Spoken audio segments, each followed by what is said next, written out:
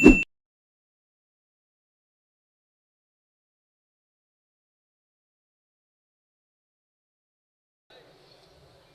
اللہ الرحمن الرحیم الحمد للہ رب العالمین حمد الشاکرین والصلاة والسلام على سید الانبیاء وخاتم المرسلین وعلى آلہ واصحابہ الطیبین الطاہرین اما بعد فاعوذ باللہ من الشیطان الرجیم بسم اللہ الرحمن الرحیم ان الذین یبایعونک انما یبایعون اللہ ید اللہ فوق ایدیہم صدق اللہ مولانا العظیم وبلغنا رسولہ النبی الکریم الامین ان اللہ وملائکتہ یصلون علی النبی یا ایہا الذین آمنوا صلوا علیہ وسلموا تسلیما۔ محبت سے درود شریف پڑھیے۔ الصلاۃ والسلام علیک سیدی یا رسول اللہ وعلی آلک واصحابک سیدی یا حبیب اللہ۔ الصلاۃ والسلام علیک سیدی یا رحمۃ للعالمین وعلی آلک واصحابک یا شفیع المذنبین۔ اللہ تعالی جل مجدہ الکریم کی حمد و ثنا اللہ کے آخری نبی تاجدار ختم نبوت صلی اللہ علیہ وآلہ وسلم کی ذات اقدس پر ہدیہ درود و سلام عرض کرنے کے بعد دعا ہے اللہ پاک ہم سب کی حاضری کو قبول فرمائے، اس آستانہ پاک کے فیض کو اللہ پاک قیامت تک کے لیے جاری و ساری فرمائے، اور ہمیں ہمیشہ اس پاکیزہ اور مقدس آستانے کے ساتھ وابستگی نصیب فرمائے۔ اللہ پاک ہمیں اپنے مرشد کریم کا صحیح معنی میں احترام کرنے کی توفیق عطا فرمائے۔ کل سے الحمدللہ یہ مجالس علمیہ عرس کی تقریبات کی صورت میں جاری ہیں، اور ملک بھر کے جید مستند معتبر علماء کرام اپنا علمی فیضان تقسیم فرما رہے ہیں۔ آپ سب حضرات جس محبت و اخلاص کے ساتھ یہ علمی فیضان لوٹ رہے ہیں، اللہ پاک ہم سب کو نور علم سے منور، آراستہ، پیراستہ اور مزین فرمائے، اور اس پہ عمل کی توفیق عطا فرمائے۔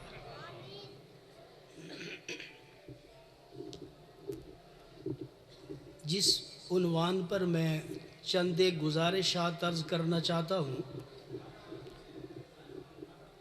وہ تھوڑا علمی اور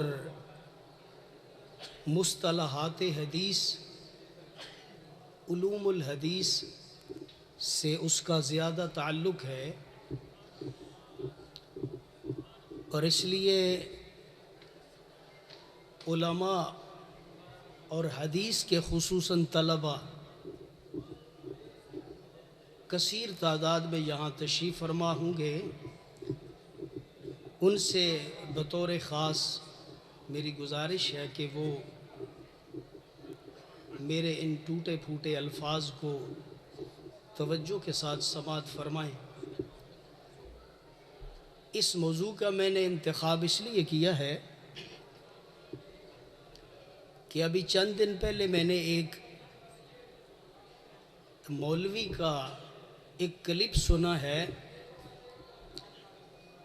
اگر میرا مناظرانہ مزاج ہوتا تو میں اس کو ایک کسی اور نام سے پکارتا، ویسے تو نام اس کا خضر حیات بھکروی ہے، لیکن اگر کوئی مناظر اسے واہ حیات پھکڑوی کر کہنا چاہے تو وہ کہے، پر میرا یہ مزاج نہیں ہے، اس لیے خضر یاد بکروی۔ اس نے ایک حدیث پر اعتراض کیا ہے، اور وہ حدیث قدسی ہے بخاری شریف کی، بڑی معروف حدیث ہے۔ سیدنا ابو ہریرہ رضی اللہ تعالیٰ عنہ سے، من عادی لی ولیا فقد آذنتہ بالحرب الی آخر الحدیث۔ اس پر اس نے 2-3 اعتراضات کیے ہیں، اگر وقت نے ساتھ دیا تو میں سب کا اختصار کے ساتھ جواب دوں گا، اور انشاءاللہ اپنے پیر و مرشد کی نگاہ کرم سے میں انشاءاللہ اس کے اوپر پوری تفصیل کے ساتھ لکھ کر اس تک انشاءاللہ پہنچائیں گے۔ پہلا اعتراض اس نے سند پر کیا ہے کہ اس سند کے اندر ایک راوی ہے جس کا نام ہے خالد بن مخلد۔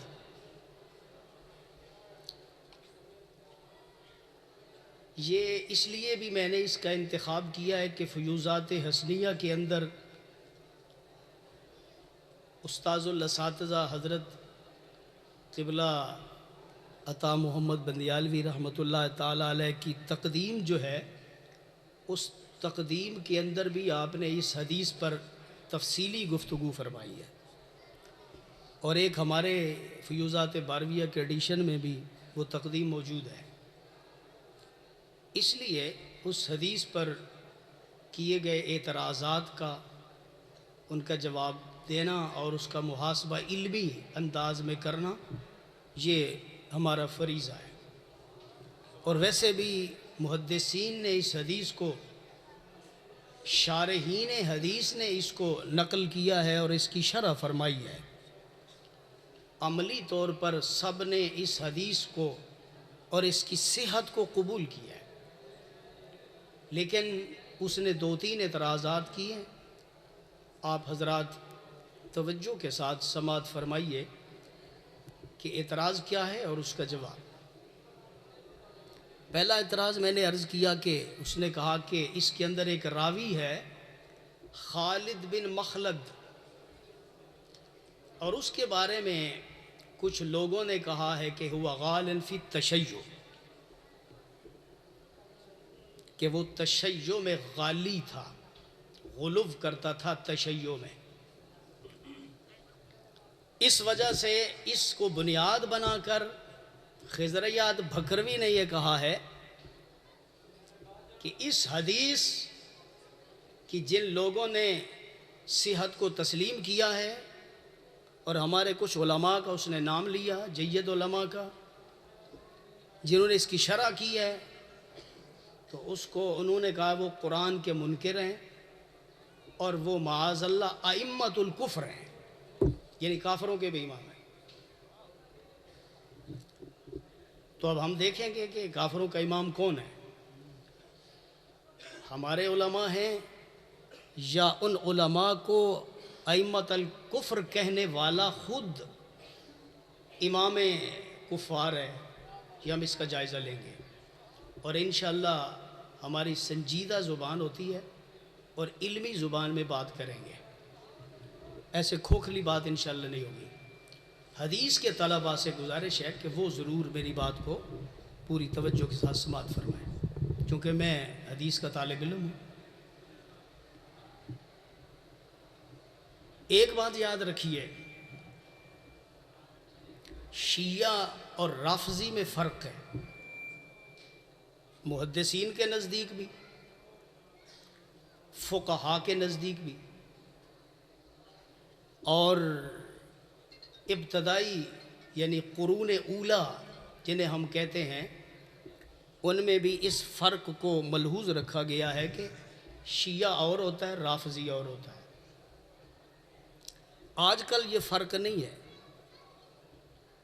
آج کل رافضیوں نے ایک چال چلی ہے کہ انہوں نے اپنے آپ کو شیعہ کہنا شروع کر دیا ہے، حالانکہ شیعہ اور ہے اور رافضی ہونا اور ہے۔ آج کل جو شیعہ ہیں یہ رافضی ہیں، جو صحابہ کرام کو سب کرتے ہیں، صحابہ کرام کو معاذ اللہ گالی دیتے ہیں، تو وہ شیعہ نہیں ہیں، وہ رافضی ہیں۔ اور رفض کے الزام سے بچنے کے لیے وہ اپنے آپ کو شیعہ کہتے ہیں۔ یہ ہماری ایک الگ سے اصطلاح ہے۔ میں محدثین کی اصطلاح کی بات کر رہا ہوں اور فقہاء کی اصطلاح کی بات کر رہا ہوں۔ یہ اس لیے میں وضاحت کر دوں کہ آج کل کے جو شیعہ ہیں یہ شیعہ نہیں ہے، رافضی ہیں۔ اپنے آپ کو انہوں نے چھپانے کے لیے اپنا نام شیعہ رکھا ہوا ہے، ورنہ یہ رافضی ہے۔ محدثین کی نگاہ میں رفض اور ہے، تشیع اور ہے۔ وہ تشیع کس کو کہتے ہیں؟ اور یہ بات جو میں عرض کر رہا ہوں یہ امام اہل سنت مجدد دین و ملت امام الشاہ احمد رضا خان محدث بریلی رحمۃ اللہ تعالیٰ علیہ نے فتاوی رضویہ میں ذکر کی ہے۔ محمد بن فضیل کے ایک اس کی جو ہے کسی نے اعتراض کیا، اس کا جواب دیتے ہوئے آپ نے اس کے اوپر بحث فرمائی ہے۔ اور جس نے اعتراض کیا تھا اس نے شیعہ کہہ کر اور حکم لگا دیا رفض کا، تو آپ نے وہاں اس کی وضاحت فرمائی ہے۔ تو اس لیے رفض اور ہے، تشیع اور شیعہ اور ہے، لیکن کس کی زبان میں؟ آج میں نہیں، آج کے دور میں نہیں، اس کی میں بات نہیں کر رہا، محدثین کی بات کر رہا ہوں۔ تو یہ دو الگ الگ چیزیں ہیں۔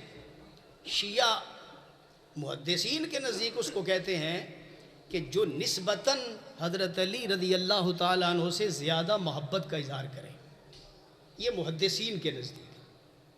باقی صحابہ کو بھی مانے، حضرت ابو بکر کو بھی مانے، حضرت عمر کو بھی مانے، حضرت عثمان کو بھی مانے، تمام صحابہ کو مانے، نسبتاً حضرت علی سے زیادہ محبت کا دعویٰ کرے یا زیادہ سے زیادہ ان کو فضیلت دے، کسی اور کا انکار نہ کرے، کسی پر کفر کا فتویٰ صادر نہ کرے، کسی کو سب نہ کرے، سب کا احترام کرے، تو محدثین کے نزدیک وہ تشیع متشیع وہ ہوتا ہے۔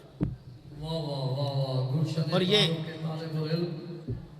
گلشن بارو کے استاد اور طالب علم لنگر خانے پہنچن، اور علامہ قاری صغیر صاحب باروی دے نال سنگتی جڑے آئے ہوئے وہ بھی لنگر خانے پہنچن، گلشن بارو دے طالب علم اور استاد بھی پہنچن۔ ماشاءاللہ ماشاءاللہ۔ اور دیکھیے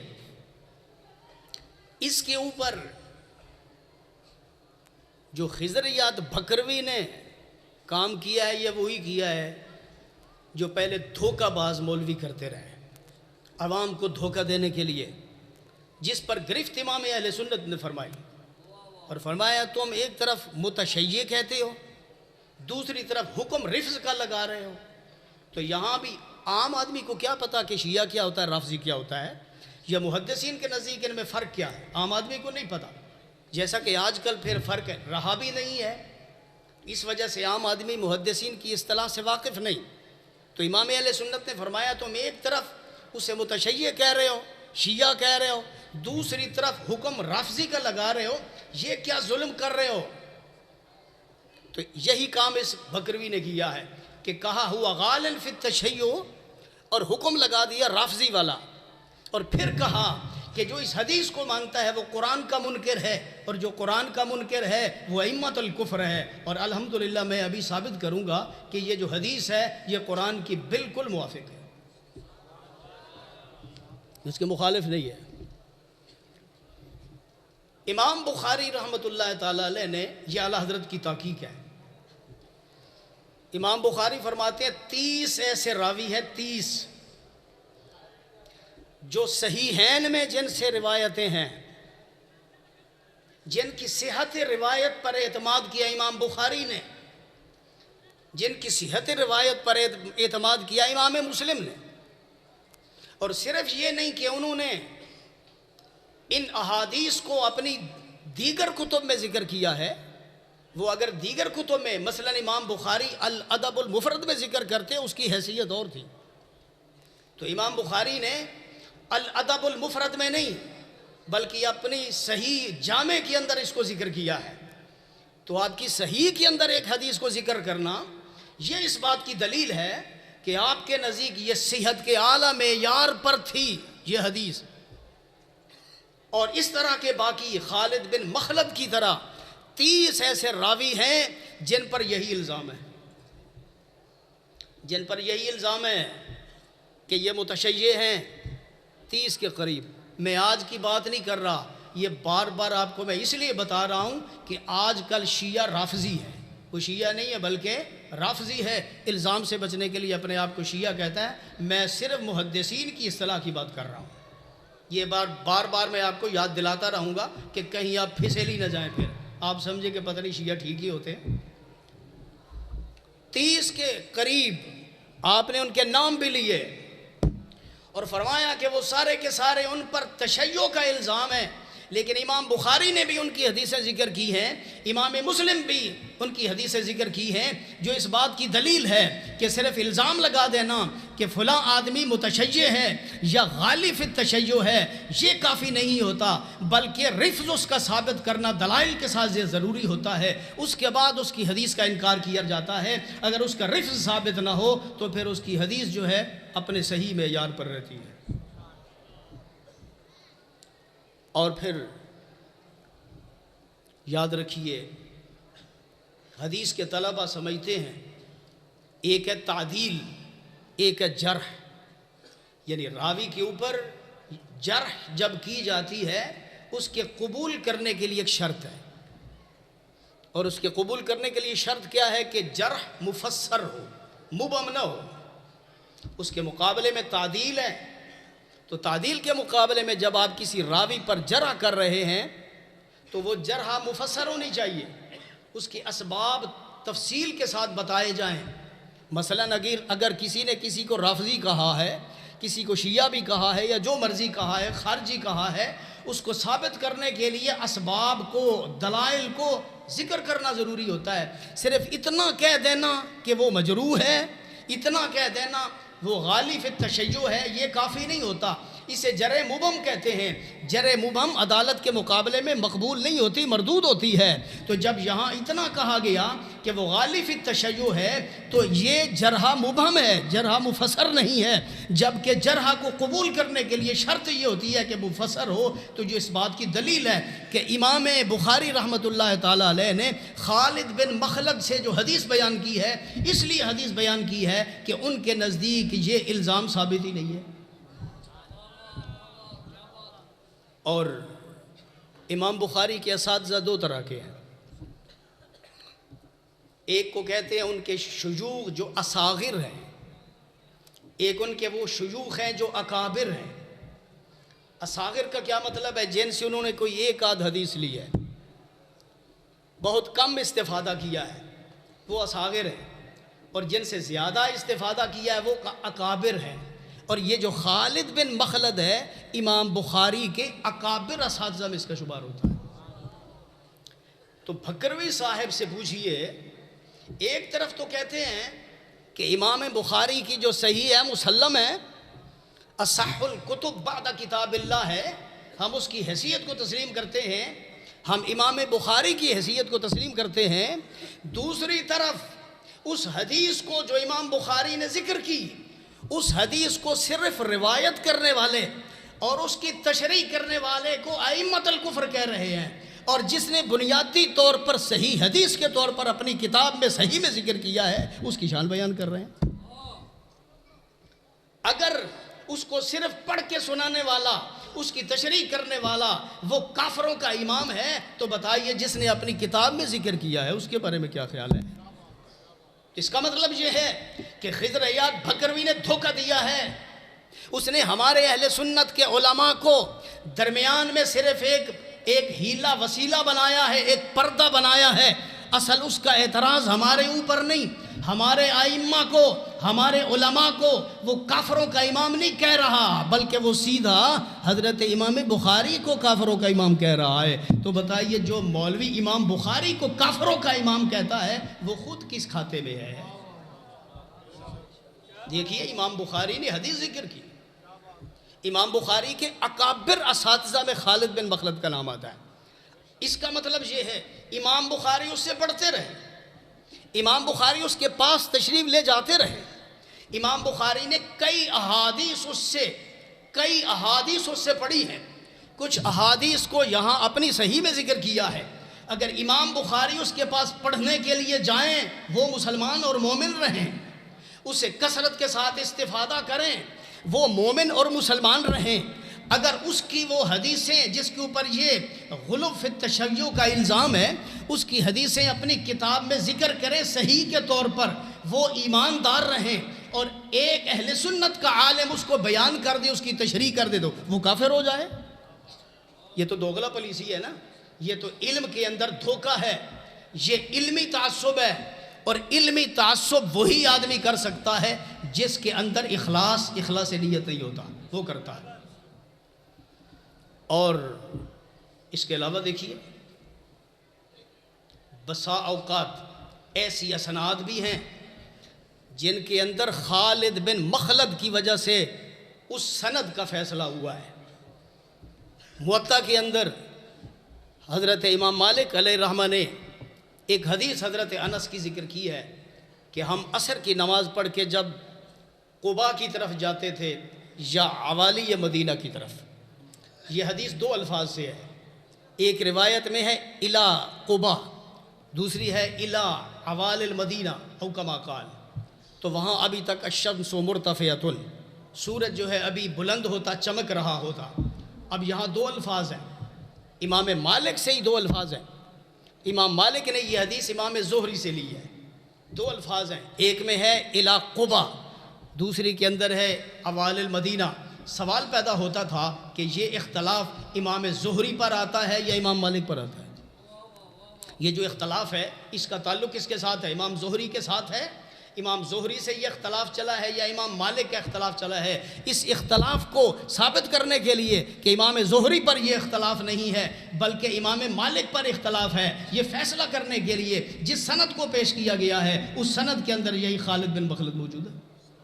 اس کا مطلب ہے کہ جہاں احادیث کی سند میں اختلاف ہو، بسا اوقات فیصلہ کرنے کے لیے اسی خالد بن مخلد کو پیش کیا جاتا ہے، جو اس بات کی دلیل ہے کہ خالد بن مخلد محدثین کے نزدیک مقبول راوی ہے. ایک اور طرح سے دیکھیے کہ یہ جو حدیث امام بخاری نے اپنی بخاری میں ذکر کی ہے، من عادى لي وليا، کچھ لوگ پڑھ دیتے ہیں من عاد لی ولیا. عادنی اصل میں لفظ ہے من عادى لي وليا فقد آذنته بالحرب، یہ اصل میں ہے. ایک اور طرح سے اس حدیث کا رتبہ کیا ہے؟ اصول حدیث کے ائمہ نے اصح الاسانید کچھ روایتوں کو قرار دیا ہے کہ سب سے زیادہ صحیح ترین حدیث کی سند کون ہوتی ہے کتب کے اعتبار سے. فرمایا سب سے پہلی سب سے اعلیٰ درجے کی حدیث، صحیح حدیث وہ ہوتی ہے جسے امام بخاری اور امام مسلم دونوں اپنی صحیحین میں اس کو ذکر کریں، وہ سب سے بلند ہوتی ہے. یہ نہیں کہ شیخین ذکر کریں، نہیں، شیخین اپنی صحیحین میں ذکر کریں، وہ سب سے اعلیٰ درجے کی حدیث ہوتی ہے. دوسرا درجہ کیا ہے؟ فرمایا دوسرا درجہ وہ ہے جس کو صرف امام بخاری اپنی صحیح میں ذکر کریں. اس کے بعد درجہ کیا ہے؟ جس کو صرف امام مسلم اپنی صحیح میں ذکر کریں. چوتھا درجہ کیا ہے؟ کہ یہ دونوں اپنی کتابوں میں ذکر نہیں کرتے لیکن وہ حدیث دونوں کی شرائط کے مطابق ہوتی ہے اور اس کو ذکر کوئی اور محدث اپنی کتاب میں کرتا ہے. پھر اس کا بعد درجہ کیا ہے؟ کہ وہ صرف امام بخاری کی شرائط کے مطابق ہو، امام بخاری نے اپنے صحیح میں ذکر نہ کیا ہو، کسی اور محدث نے ذکر کیا ہو. اس کے بعد درجہ کیا ہے؟ کہ وہ حدیث جس کو امام بخاری نے ذکر تو نہیں کیا، امام مسلم نے ذکر نہیں کیا، لیکن امام مسلم کی شرائط کے مطابق وہ صحیح حدیث ہے، کسی اور نے ذکر کیا ہے، جس طرح کا المستدرک میں امام حاکم ذکر کر دیتے ہیں. اس کے بعد آخری درجہ کیا ہے؟ کہ وہ ان دونوں محدثین کی شرائط کے مطابق تو وہ سند صحیح، سند جو ہے وہ نہیں ہوتی، لیکن دوسرے ائمہ حدیث کی شرائط کے مطابق وہ حدیث صحیح ہوتی ہے.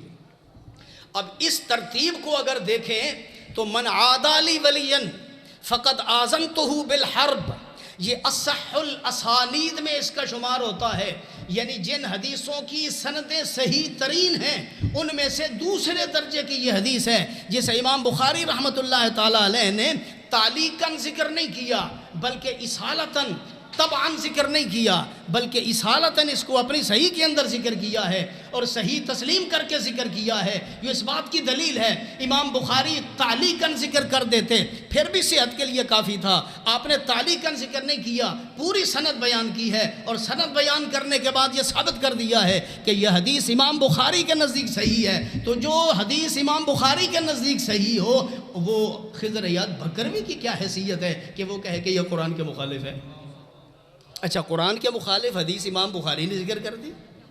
ہمیں کہتے ہیں کہ آپ کے علماء اس حدیث کو ماننے کی وجہ سے قرآن کے منکر ہو گئے.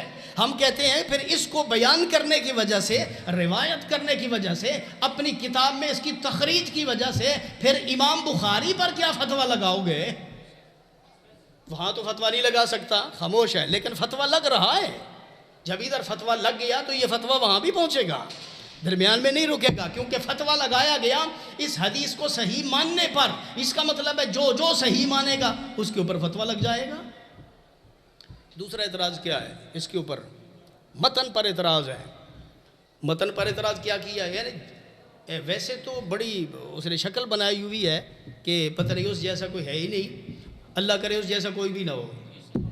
ایسے بدقسمت جو ہوتے ہیں جو حضور کی امت کے اندر کفر کا فتویٰ جاری کریں تو اس سے بدقسمت اور کون ہو سکتا ہے؟ جو علماء پر کفر کا فتویٰ جاری کرنے میں دلیر ہو اور بہیمانہ طریقے سے وہ کفر کا فتویٰ لگا رہا ہو, اس کی اپنی کیا حیثیت ہوتی ہے؟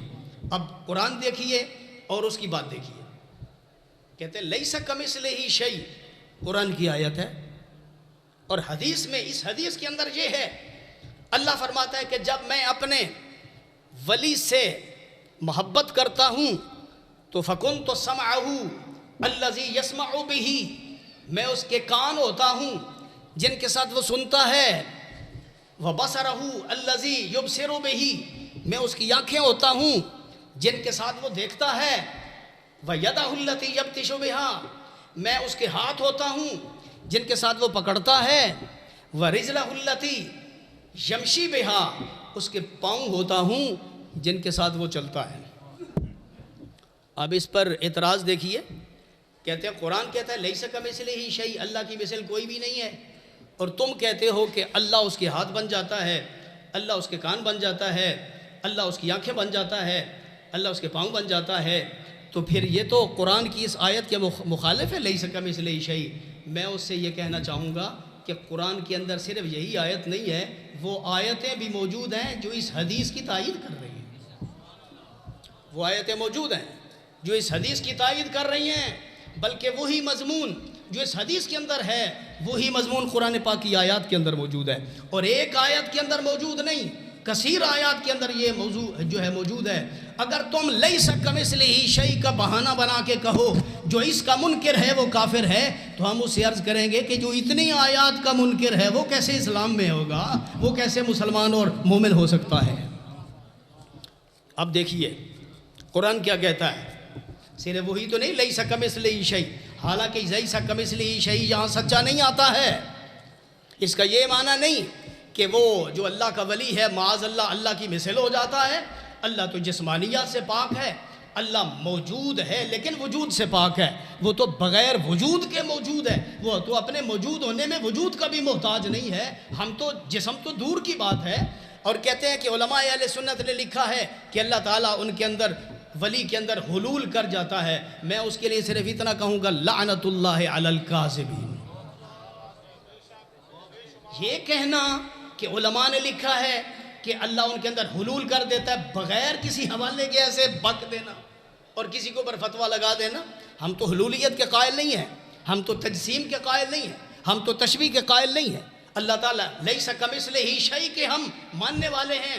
اور ہمارے علماء نے جو اس کی تشریح کی ہے, محدثین نے مفسرین نے تو تشریح کی ہے, اس بدبخت نے اس تشریح کا بھی انکار کر دیا. اب دیکھیے ان الذین یبایعونک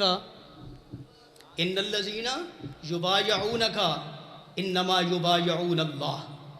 اللہ فرماتا ہے جس نے اے محبوب آپ سے بیعت کی ہے انہوں نے مجھ سے بیعت کی ہے.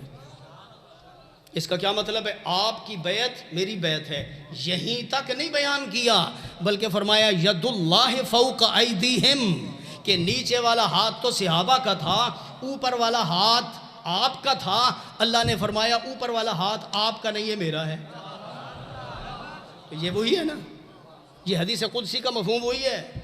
اللہ فرماتا ہے کہ میں اس کے ہاتھ بن جاتا ہوں جن کے ساتھ وہ پکڑتا ہے، اور قرآن بھی یہی کہہ رہا ہے۔ اور یہاں آپ ایک روحانیت کا مسئلہ بھی سنیے۔ ہمارے حضرت صاحب جب بیعت فرماتے ہیں، بزرگان دین جب بیعت فرماتے ہیں، آپ کو پتہ ہے کہ اس کا طریقہ کیا ہوتا ہے؟ نیچے ہاتھ مرید کا ہوتا ہے۔ نیچے ہاتھ کس کا ہوتا ہے؟ مرید کا ہوتا ہے۔ شیخ کا ہاتھ اوپر ہوتا ہے، اس لیے کہ یہ حضور کا طریقہ ہے۔ نبی علیہ الصلوۃ والسلام نے بھی جب صحابہ کرام سے بیعت لی، حضرت عثمان غنی رضی اللہ تعالیٰ عنہ کا بدلہ لینے کے لیے، تو نبی علیہ الصلوۃ والسلام نے اپنا دست مبارک اوپر رکھا، صحابہ کا ہاتھ نیچے اور اوپر حضور کا ہاتھ۔ تو اللہ تعالیٰ نے فرمایا یہ جو اوپر والا ہاتھ ہے یہ ید اللہ ہے، ید اللہ۔ اوپر والا ہاتھ کیا ہے؟ ید اللہ۔ حدیث میں بھی یہی معنی موجود ہے اور یہاں بھی یہی معنی موجود ہے۔ اچھا، باقی رہی بات زبان کی۔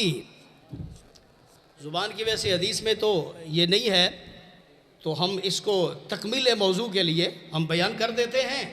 تو قرآن نے کیا کہا ہے کہ نبی کریم صلی اللہ علیہ وسلم کی شان کیا ہے؟ وَمَا يَنْتِقُ عَنِ الْهَوَىٰ إِلَّا وَحْيٌ يُوحَىٰ۔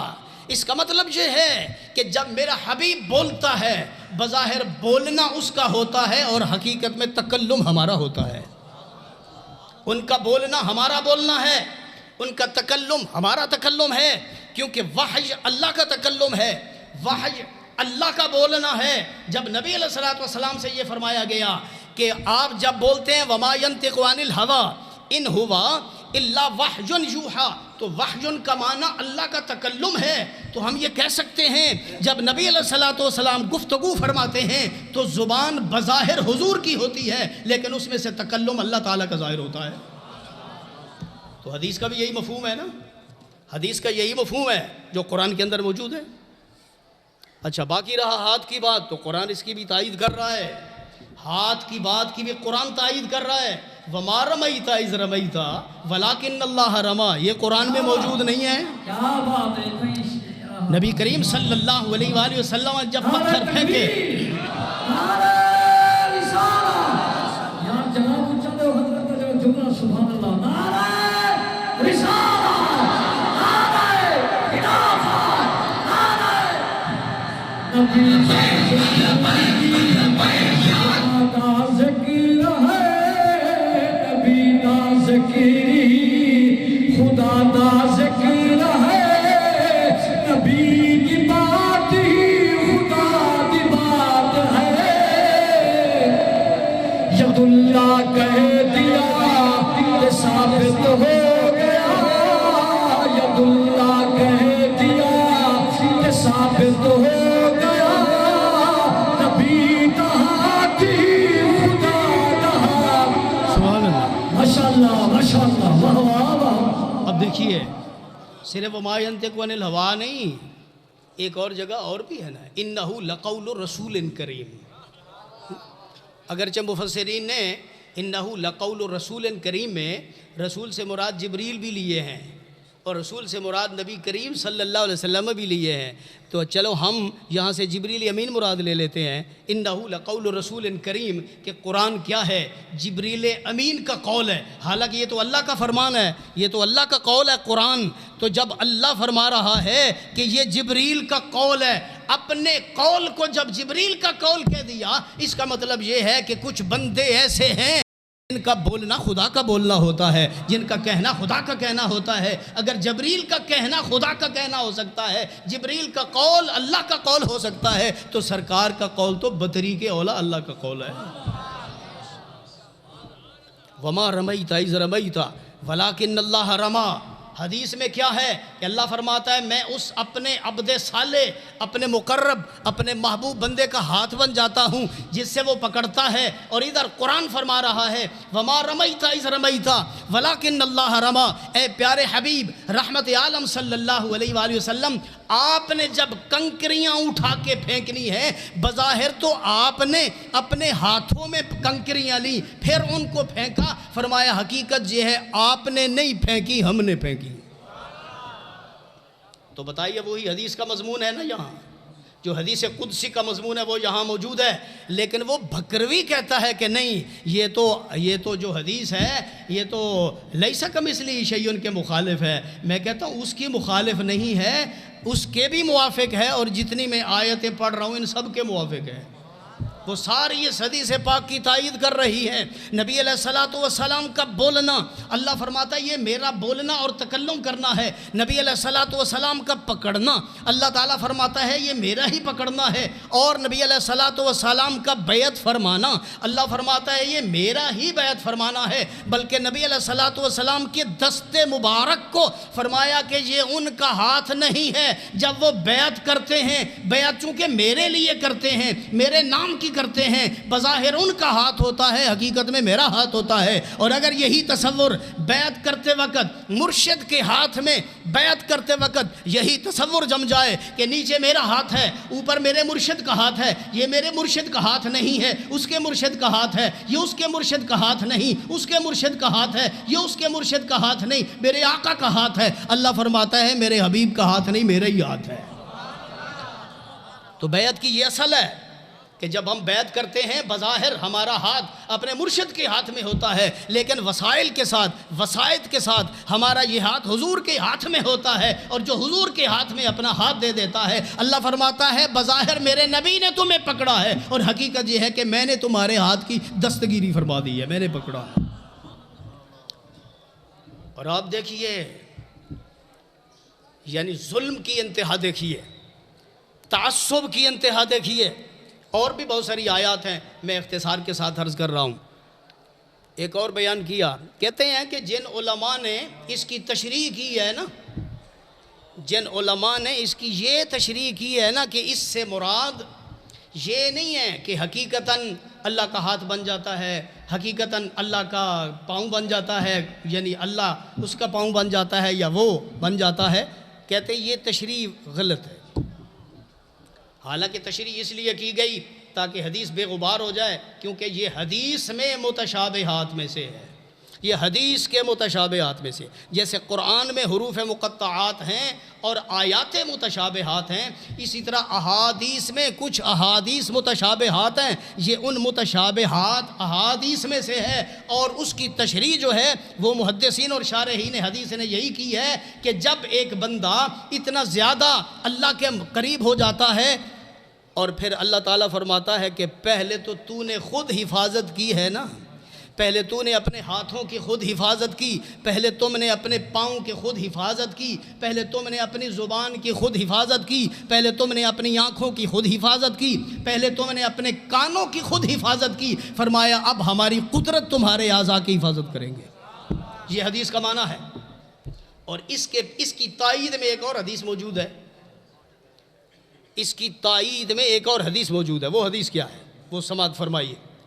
جب حضرت سیدنا عثمان غنی رضی اللہ تعالی عنہ نے غزوہ تبوک کے موقع پر بہت سارا مال پیش کیا، ایک دفعہ پیش کیا، پھر پیش کیا، پھر پیش کیا، تو نبی علیہ السلام جب خوش ہوئے، نبی علیہ السلام نے اپنی جھولی میں وہ اشرفیاں لیں اور ان کو ایسے الٹتے پلٹتے بھی تھے.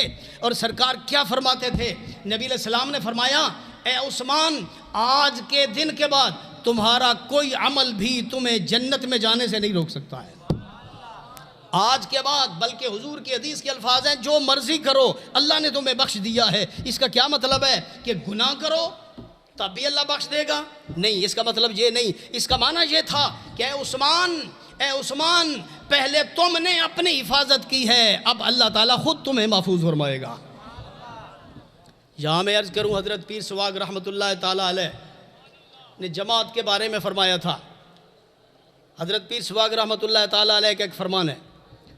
آپ نے فرمایا ایک عرصے تک میں نے جماعت کی حفاظت کی ہے، ایک عرصے تک میں نے نماز با جماعت کی حفاظت کی ہے، اور اب میرے رب کا مجھ پر یہ کرم ہے کہ جنگل میں بھی ہوتا ہوں تو جماعت مل جاتی ہے۔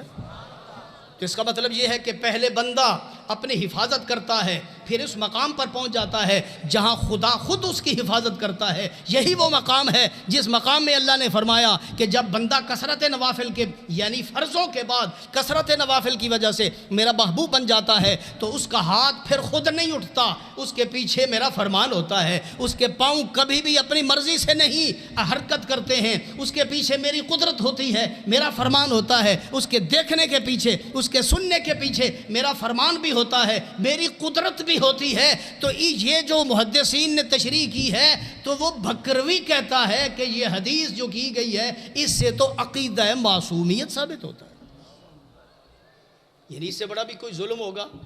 کہتے ہیں اس سے تو معصومیت کا عقیدہ ثابت ہوتا ہے، گویا کہ تم نے اپنے ولی کو معصوم بنا دیا، یعنی اسے یہ بھی نہیں پتا کہ معصوم کیا ہوتا ہے اور محفوظ کیا ہوتا ہے، اسے اس فرق کا بھی نہیں پتا کہ معصوم کیا ہوتا ہے، محفوظ کیا ہوتا ہے۔ محفوظ سے گناہ کا امکان تو ہوتا ہے لیکن ضروری نہیں کہ واقع بھی ہو جائے، وقوع ضروری نہیں ہوتا، امکان کے لیے وقوع ضروری نہیں ہوتا ہے۔ تو وہ کہتا ہے جب تم نے یہ کہا کہ وہ اللہ کی حفاظت میں آ جاتا ہے تو وہ اب کبھی گناہ بھی نہیں کرے گا، نہ آنکھ سے گناہ کرے گا، نہ کان سے گناہ کرے گا، نہ زبان سے گناہ کرے گا، نہ ہاتھ سے گناہ کرے گا، نہ پاؤں سے گناہ کرے گا، اس کا مطلب ہے وہ معصوم ہو گیا۔ ہم کہتے ہیں بے وقوف، وہ معصوم نہیں ہوا، وہ اللہ کی حفاظت میں آ کے محفوظ ہو گیا ہے۔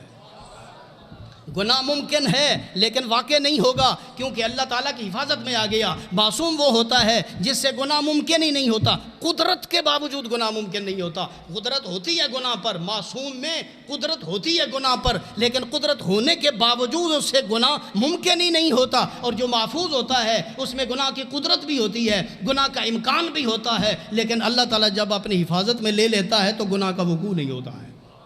تو اس کا مطلب یہ ہوا کہ یہ جو اعتراض کیا گیا کہ اس سے عقیدہ معصومیت ثابت ہوتا ہے، ہم کہتے ہیں یہ تمہارے علم کے اوپر سوال ہے، تمہارے علم کے اوپر نکتہ ہے، بلکہ سیاہ نکتہ آ گیا ہے کہ تم نے محفوظ کو معصوم کا درجہ دے دیا ہے، حالانکہ معصوم اور چیز ہوتی ہے، محفوظ اور چیز ہوتی ہے۔ ہم اللہ کے ولی کو محفوظ کہتے ہیں، معصوم نہیں کہتے۔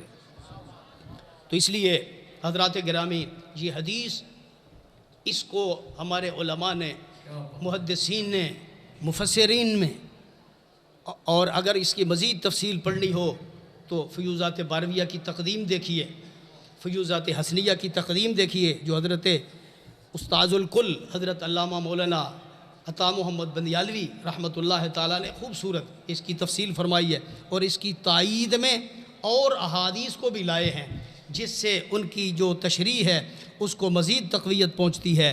تو اس لیے میں یہ سمجھتا ہوں کہ اس مولوی نے، جس کو خضر حیات نہیں کہنا چاہیے، اس نے یہ حدیث کے اوپر اعتراض کر کے اپنے علم کو واضح کر دیا ہے کہ وہ کتنے پانی میں ہے، یعنی جسے یہ بھی نہیں پتا کہ شیعہ کیا ہوتا ہے، رفض کیا ہوتا ہے، یعنی امام بخاری کو شیعوں کا استاذ شیعوں کا شاگرد کہہ دیا، امام بخاری کو شیعہ کا شاگرد کہہ رہے ہیں، امام بخاری کو رافضیوں کے شاگرد ثابت کر رہے ہیں، امام بخاری کو یہ کہہ رہے ہیں کہ رافضیوں کی حدیث انہوں نے اپنی کتاب میں ذکر کر دی ہے۔ نعرہ تکبیر، نعرہ رسالہ، نعرہ خلافہ، نعرہ حیدری، علماء اہل سنت۔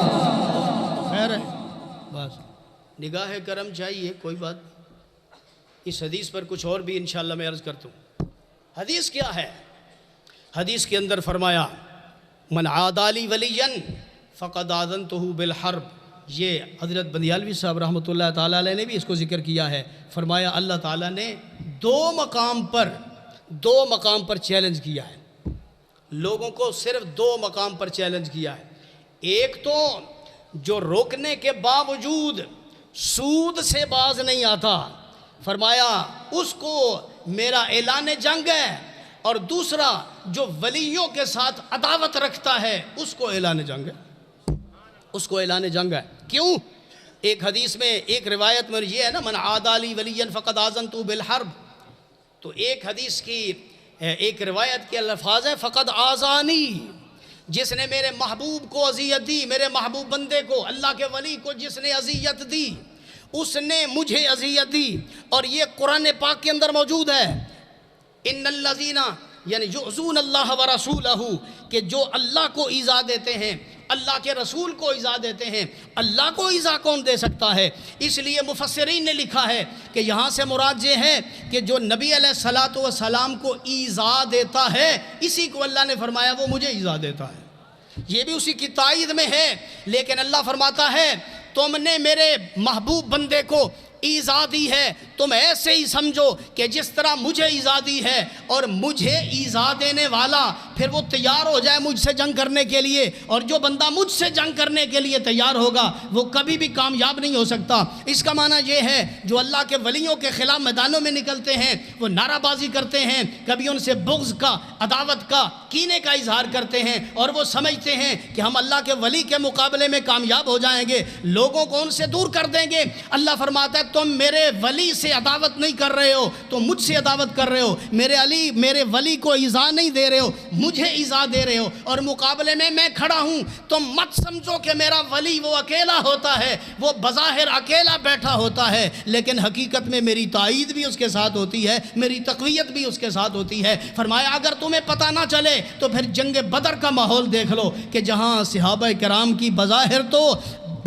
تو ان کی تعداد بہت تھوڑی تھی، 313 افراد یا کم و بیش تھے، اور مقابلے میں 1000 کا لشکر جرار تھا۔ فرمایا تمہیں پتہ ہونا چاہیے کہ میں نے پھر جبریل کو بھیج دیا تھا، میکائیل کو بھیج دیا تھا، اسرافیل کو بھیج دیا تھا، اور میں نے ملائکہ کو بھیج دیا تھا، اور پھر ملائکہ جب اترے تو پھر میرے جو محبوب کے غلام تھے، جو ولی اللہ تھے، ان کو میری تائید و نصرت حاصل ہو گئی۔ جب میری تائید و نصرت حاصل ہوئی تو پھر کم ہونے کے باوجود بھی انہی کو فتح اور انہی کو نصرت نصیب ہوئی۔ اس کا مطلب یہ ہے، آپ یہ مت سمجھیے کہ اللہ کا ولی ایک درویش، ایک صالح انسان اکیلا بیٹھا ہوا ہے، بظاہر اس کے پاس کوئی سامان نہیں ہے، نہ حرب کا سامان ہے، نہ جنگ کا سامان ہے، رہنے کے لیے مکان نہیں ہے، پہننے کے لیے کوئی اچھا کپڑا نہیں ہے۔ فرمایا یہی وہ بندہ ہے کہ اگر یہ قسم بھی اٹھا دے، یہ بکھرے ہوئے بالوں والا جس کے چہرے کے اوپر گرد ہے، اگر یہ قسم اٹھا دے تو فرمایا میرے تائید اس کے ساتھ ہو جاتی ہے، ہم اس کی قسم میں اس کو جھوٹا نہیں ہونے دیتے ہیں، اس کی قسم میں اس کو جھوٹا نہیں ہونے دیتے۔ یہ اس بات کی دلیل ہے کہ اللہ تعالیٰ پھر اپنے بندوں کی کیا فرماتا ہے؟ حفاظت فرماتا ہے، اپنے بندوں کی حفاظت فرماتا ہے۔ قسم اٹھا لی، ایک صحابی نے قسم اٹھا لی، فاطمہ جنوں نے، ایک صحابیہ نے جب کسی کا دانت توڑ دیا اور پھر حضور کی بارگاہ میں حاضر ہو گیا، مسئلہ پیش آ گیا، اس نے فلاں کا دانت توڑا ہے، سرکار نے فرمایا دانت کا بدلہ دانت ہے، اس کا بھی دانت توڑ دو۔ جب نبی علیہ الصلوۃ والسلام کا یہ فیصلہ ہوا اور صحابیہ کے بھائی تک یہ بات پہنچی، اس کی زبان سے نکل گیا اللہ کی قسم میری بہن کا دانت نہیں توڑا جائے گا۔ یہ نہیں کہ حضور کا فیصلہ نہیں تسلیم کرتا، نہیں، بلکہ مستقبل کو دیکھ کر اسی نگاہ سے، اسی آنکھ سے، جس آنکھ سے وہ حضور کو دیکھتے تھے، جس آنکھ سے حضور کو دیکھا جاتا ہے اسی آنکھ سے خدا کو دیکھا جاتا ہے۔ انہوں نے کہہ دیا اللہ کی قسم کہ میری بہن کا دانت نہیں توڑا جائے گا۔ پہلے اس صحابیہ کے گھر والے مان نہیں رہے تھے، وہ کہتے تھے ہم نے بدلہ ہی لینا ہے، ہماری بہن کا حسن جو ہے وہ تم نے خراب کر دیا، جب سامنے والا دانت ہی ٹوٹ گیا ہے حسن تو برقرار نہیں رہ سکتا، تو اسی طرح یہ جس نے توڑا ہے اس کا بھی دانت توڑا جائے تاکہ اس کا حسن بھی برقرار رہے۔ لیکن صحابی کی زبان سے یہ قسم نکل گئی کہ میری بہن کا دانت نہیں توڑا جائے گا۔ تھوڑی دیر گزری تھی، اللہ تعالیٰ نے ان کے دل میں نرمی پیدا فرما دی اور انہوں نے کہا کہ ہماری بہن کا تو دانت ٹوٹ ہی گیا ہے، ہم یہ نہیں چاہتے تھے کہ اس کا بھی دانت ٹوٹ جائے، ہم نے اس کو معاف کر دیا۔ اس موقع پر نبی علیہ الصلوۃ والسلام نے فرمایا کچھ میرے بندے ایسے ہوتے ہیں بظاہر ان کی حیثیت تو ایسی نہیں ہوتی کہ وہ بہت بڑے لگیں، لوگ ان کا پوچھیں، بلکہ فرمایا اگر وہ غائب ہو جائیں کوئی ان کے بارے میں پوچھتا بھی نہیں ہے، اگر قریب سے گزر جائیں کوئی آدمی ان پر توجہ ہی نہیں دیتا، لوگ کھانا کھا رہے ہوں تو کھانے میں لوگ ان کو شریک نہیں کرتے، بظاہر ان کی حالت بڑی پتلی ہوتی ہے، لیکن اللہ کے ہاں اتنے وہ معزز ہوتے ہیں کہ جب وہ قسم اٹھا دیتے ہیں اللہ تعالیٰ ان کی قسم کو توڑنے ہی نہیں دیتا ہے، بلکہ ان کی بات کو پورا فرما دیتا ہے۔ تو پھر یہاں سے وہی معنی سمجھ آ رہا ہے کہ اللہ فرماتا ہے کہ ایک بندہ جب کثرت نوافل کی وجہ سے میرا ہو جاتا ہے پھر میں اس کا ہو جاتا ہوں، جو اس کی زبان سے نکل جاتا ہے میں اس کی حفاظت کرتا ہوں اور اس کی قسم کا کفارہ اس کے اوپر پڑھنے ہی نہیں دیتا ہوں۔ تو نبی کریم صلی اللہ علیہ وآلہ وسلم یہ حدیث قدسی ہے جس کے اندر سب سے پہلے یہ فرمایا گیا کہ اللہ فرماتا ہے سب سے زیادہ میرے قرب کا سب سے بڑا ذریعہ کیا ہے؟ فرائض کی ادائیگی۔ سب سے بڑا قرب الہی کا ذریعہ کیا ہے؟ فرائض کی ادائیگی۔ فرائض کی ادائیگی کے بعد کثرت نوافل فائدہ دیتی ہے، اور یہی عقیدہ سیدنا ابو بکر صدیق رضی اللہ تعالیٰ عنہ کا ہے۔ آپ فرماتے ہیں فرائض کی ادائیگی کے بغیر اگر تم نفل ادا کرو گے ان نفلوں کا کوئی فائدہ نہیں۔ یہ عقیدہ کس کا ہے؟ حضرت سیدنا صدیق اکبر رضی اللہ تعالیٰ عنہ کا۔ اس کا مطلب یہ ہے کہ جو فرائض ہیں سب سے زیادہ قرب الہی فرائض کی ادائیگی کی وجہ سے ہوتا ہے۔ جب آدمی فرض ادا کرتا ہے، فرض نماز ادا کرتا ہے تو اللہ کے اتنا قریب ہوتا ہے کہ 1000 نفل بھی پڑھ لے تو اتنا قرب نصیب نہیں ہوتا ہے۔ 1000 نفل بھی پڑھ لے تو ایک فرض کے برابر نہیں ہو سکتا، اور کتنا بندہ قریب ہوتا ہے۔ اب دیکھیے یہ وہی مضمون ہے جو حدیث قدسی کے اندر ہے۔ نبی کریم صلی اللہ علیہ وآلہ وسلم نے فرمایا کہ اللہ تعالیٰ مجھے کبھی کبھی ایسا وقت ایسا موقع عطا فرماتا ہے میں اللہ کے اتنا قریب ہو جاتا ہوں کہ اس وقت اس حال میں یا اس کیفیت میں میرے ساتھ نہ کوئی نبی شریک ہوتا ہے، نہ کوئی رسول شریک ہوتا ہے، نہ کوئی مقرب فرشتہ ہی شریک ہوتا ہے، کوئی بھی شریک نہیں ہوتا۔ میں اللہ کی اتنا قریب ہوتا ہوں۔ وہ گھڑیاں جو ہیں بڑی مخصوص گھڑیاں ہوتی ہیں، قربان جائیں امام ربانی مجدد الفسانی رضی اللہ تعالیٰ عنہ کے، آپ نے مکتوبہ شریف میں لکھا ہے، فرمایا میرا وجدان کہتا ہے کہ یہ گھڑی کب حضور کو نصیب ہوتی ہوگی۔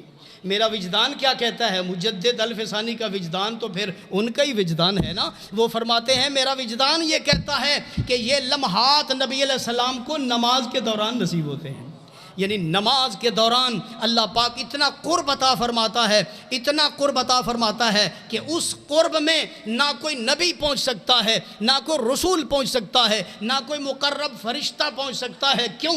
اس لیے کہ نماز شب معراج کا تحفہ ہے، شب معراج کی یہ یاد دلاتی ہے، اور شب معراج بھی قرب کی منزلیں تھیں، اور انتہائی وہ منزل قرب کی نبی علیہ السلام کو نصیب ہوئی جو کسی اور نبی کو نصیب نہیں ہو سکی۔ اللہ تعالیٰ نے فرمایا اے پیارے حبیب جو میرا یہ قرب پا لیتا ہے اسے پھر مزید قرب کی خواہش ہوتی ہے، میں مزید قرب کے لیے آپ کو ایک ایسا ذریعہ دے رہا ہوں کہ جب تم وہ عبادت کرو گے تو مزید قرب آپ کو میرا نصیب ہو جائے گا۔ وہی وہاں تک قرب محدود نہیں ہے جو شب معراج قرب نصیب ہوا۔ آپ کیا سمجھتے ہیں کہ وہ آخری گھڑی تھی قرب کی؟ ایسا نہیں ہے، بلکہ وَلَلْآخِرَةُ خَيْرٌ لَكَ مِنَ الْأُولَىٰ کا تقاضا یہ ہے کہ اس کے بعد نبی علیہ السلام کو اللہ کا اور زیادہ قرب نصیب ہو، اور اس کے لیے کیا اللہ نے دیا؟ نماز اللہ تعالیٰ نے عطا فرمائی، اور فرمایا اے پیارے حبیب رحمت عالم صلی اللہ علیہ وآلہ وسلم اب آپ ویسے تو زمین پر تشریف لے جائیں گے اور آپ کی خواہش یہ ہوگی کہ اللہ کا مجھے اور بھی زیادہ قرب ملے۔ فرمایا آپ کو ہم نے نماز دے دی ہے، جب آپ نماز کی صورت میں ہماری بارگاہ میں حاصل ہوں گے تو شب معراج سے بھی زیادہ قرب نصیب ہو جائے گا۔ تو اس لیے حضرات گرامی اگر ہم چاہتے ہیں ہمیں اللہ کا قرب نصیب ہو تو سب سے پہلے اس کا ذریعہ کیا ہے؟ فرائض کی ادائیگی، اور فرائض کی ادائیگی کے بعد پھر کثرت نوافل پھر فائدہ دیتے ہیں۔ پھر کثرت نوافل جب تم کرو گے اللہ فرماتا ہے ایسے بندے کو میں اپنا محبوب بنا لیتا ہوں، اور محبوب بنانے کے لیے پھر کیا ہوتا ہے؟ وہی پھر عقیدہ محفوظیت آ جاتا ہے، وہی عقیدہ محفوظیت۔ قرآن کی اور آیت موجود ہے، یعنی عقل کے اندھے، اپنے عقیدے کے اعتبار سے اندھے، جن کا دل عقیدے کی خرابی کی وجہ سے اندھا ہو گیا ہے، عقل ان کی ماری گئی ہے، انہیں قرآن کی آیتیں نظر ہی نہیں آتی ہیں۔ اللہ کیا فرماتا ہے؟ قُلْ إِن كُنتُمْ تُحِبُّونَ اللَّهَ فَاتَّبِعُونِي یحببکم اللہ۔ آگے کیا فرمایا؟ وَيَغْفِرْ لَكُمْ ذُنُوبَكُمْ۔ فرمایا اے محبوب صلی اللہ علیہ وآلہ وسلم جب لوگ آپ کی اتباع کریں گے تو ہم ان کو اپنا محبوب بنا لیں گے۔ وہی حدیث کا ترجمہ ہے، وہی حدیث کا ترجمہ ہے کہ کثرت نوافل کی وجہ سے، فرائض کی ادائیگی کی وجہ سے جو بندہ میرے حبیب کی اتباع کرے گا تو اتباع میں جب وہ کامل ہوگا تو ہم اسے کیا بنا لیں گے؟ اپنا محبوب بنا لیں گے۔ اور میرا اللہ فرماتا ہے میرا محبوب ہو اور گناہ گار ہو یہ نہیں ہو سکتا، میرا محبوب ہو اور گناہ گار ہو یہ نہیں ہو سکتا۔ تو یا اللہ پھر کیا ہوگا؟ فرمایا وَيَغْفِرْ لَكُمْ ذُنُوبَكُمْ، سب سے پہلے تو پہلے والے گناہ صغائر ہیں یا کبائر، ان سے ہم اس کو پاک کر دیتے ہیں، اور جب محبوب بناتے ہیں تو اس کے بعد گناہوں سے ہم اسے محفوظ فرما لیتے ہیں۔ تو یہ آیت، یہ جو مبارک حدیث ہے، حدیث قدسی، یہ ہمیں یہ سبق دے رہی ہے کہ اگر تم اللہ کے محبوب بننا چاہتے ہو تو سب سے پہلے اللہ کے محبوب کی اتباع کامل کرو۔ جب اتباع کامل کرو گے سب سے پہلے تم اللہ کے محبوب بنو گے، اور جب بندہ اللہ کے محبوب کا محبوب بن جاتا ہے اللہ فرماتا ہے اب یہ میرا بھی محبوب ہو گیا ہے۔ اس لیے حسنین کریمین طیبین طاہرین کے لیے جب نبی علیہ الصلوۃ والسلام نے دعا فرمائی کہ یا اللہ میرے ان شہزادوں سے محبت فرما، تو اپنی محبت کا حوالہ دیا اور عرض کیا یا اللہ چونکہ میں ان سے محبت کرتا ہوں اس لیے تو بھی ان سے محبت فرما۔ تو سب سے پہلے اللہ کا محبوب بننے کے لیے کیا ضروری ہے کہ سرکار کا محبوب بنا جائے۔ اور سرکار کا محبوب کیسے بندہ بن سکتا ہے؟ جب ہم فرائض کی ادائیگی کے بعد کثرت کے ساتھ نوافل ادا کرتے ہیں، نفلی عبادت کرتے ہیں، حضور کی اتباع میں کامل ہو جاتے ہیں، اطاعت میں کامل ہو جاتے ہیں، تو پھر اللہ کے محبوب ہو جاتے ہیں۔ اور جو بندہ اللہ کے محبوب کا محبوب ہوتا ہے اللہ فرماتا ہے اس کو میں نے اپنا بھی محبوب بنا لیا ہے۔ اور جب اللہ کا بندہ محبوب ہو تو اعلیٰ حضرت کہتے ہیں پھر اس میں محبوب و محب میں تیرا میرا نہیں ہوتا، جو محب کا ہوتا ہے وہ سب محبوب کا ہوتا ہے۔ اللہ تعالیٰ پھر اس کے لیے اپنے سارے خزانوں کے دروازے کھول دیتا ہے۔ اللہ پاک میری اس مختصر حاضری کو قبول فرمائے۔ وآخر دعوانا ان الحمد للہ رب العالمین۔